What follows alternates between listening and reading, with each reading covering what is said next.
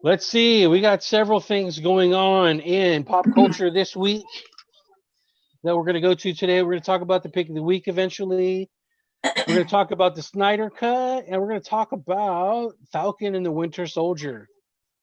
So let's go to Jose. Seems excited about Falcon. Let's do it. Falcon and the Winter Soldier. Yeah, it was cool.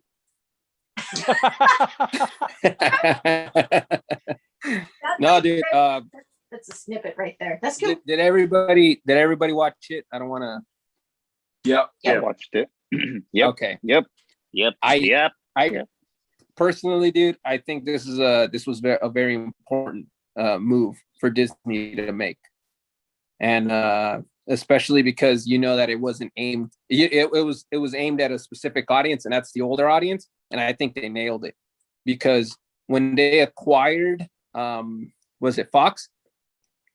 They got the licenses back for certain superheroes, for certain Marvel characters that a lot of people were concerned, how are they going to make it work? Because some of them might need an R-rated, movie or something.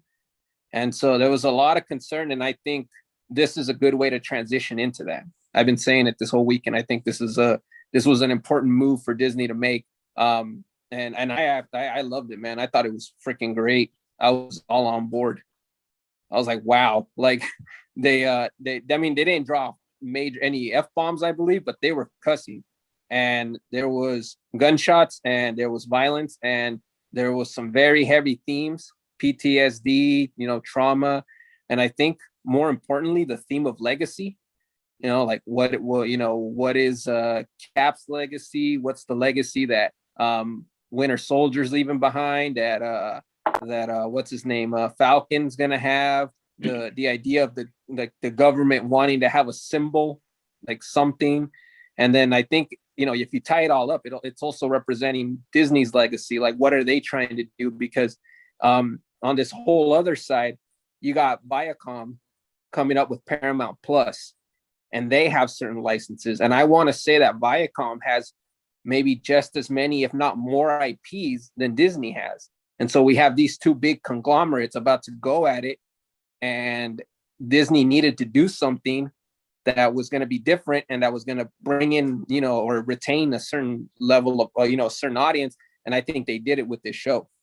That's just my personal take. I don't know. You guys can disagree, but I think that this is an important move for them. And they killed it, in my opinion. They did a great job. What's coming out of Paramount besides Star Trek, man? Well, Beavis and Butthead, duh.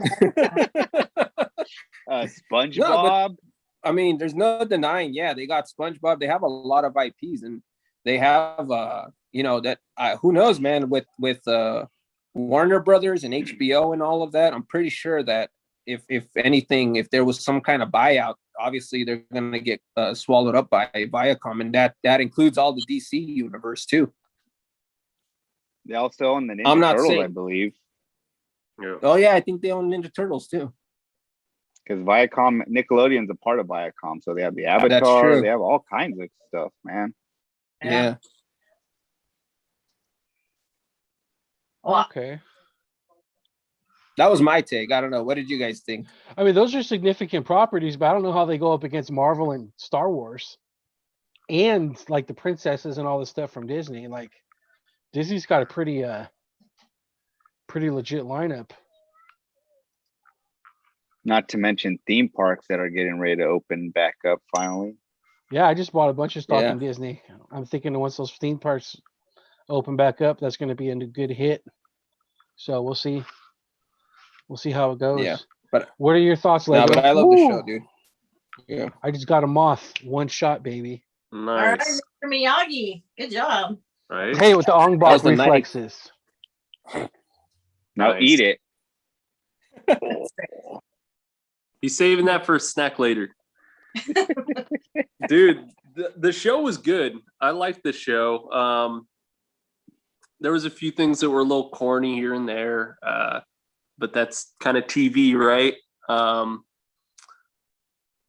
It was overall pretty decent, and I think Jose's right, though. I think having that violent edge, that more rage young male audience to retain them on the Disney Plus is a good move. So I don't know, maybe not my favorite show, but it's got potential. And like I really like that idea of touching on the legacy stuff. And I think we were talking just the other day about how do you unify a nation that's divided to go forward, and how do you keep Rome afloat. So I guess maybe we'll see those themes explored a little bit. So that's my take. Yeah, Lego and I got to talk to this dude the other day. It was like we were on a bike ride with Alex Jones. It was crazy. The frogs turned gay, huh? I loved it. It was fun. We would have probably still been there talking to him right now if it wasn't for a bunch of dudes that rode up trying to show us other trails.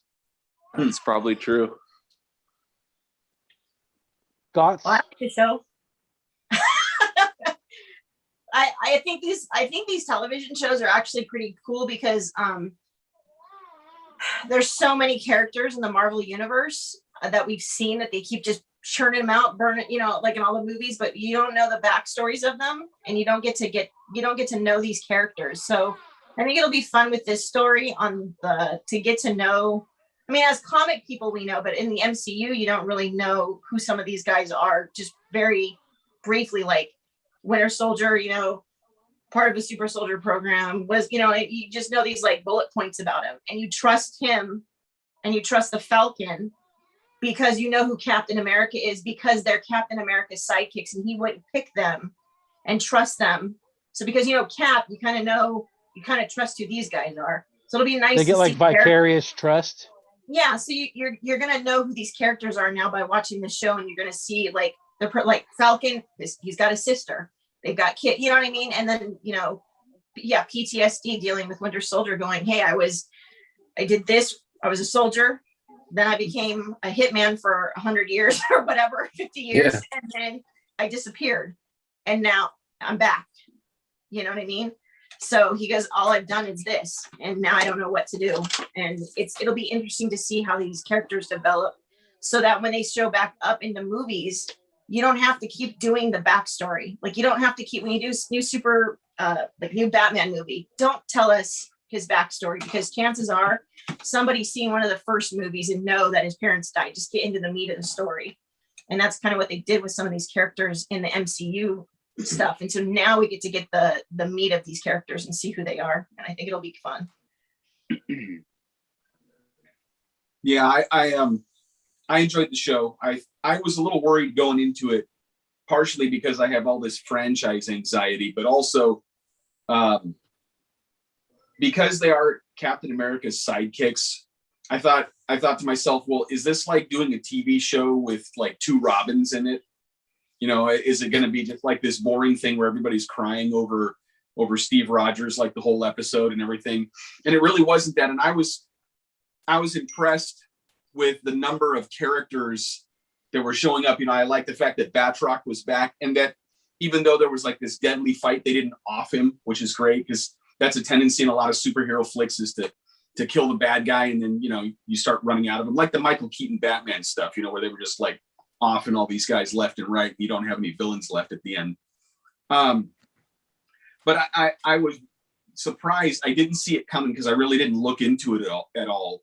That they brought John Walker into it at the end there. I was really surprised by that.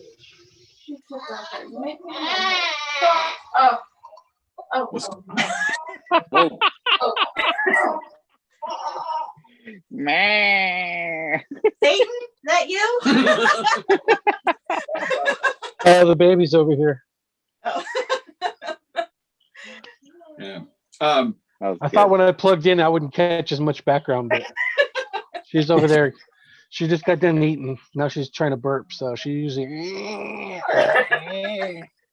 I was amused though that so many of the normies online freaked out and were doing the hashtag "Not My Captain America," and I'm like, you dopes!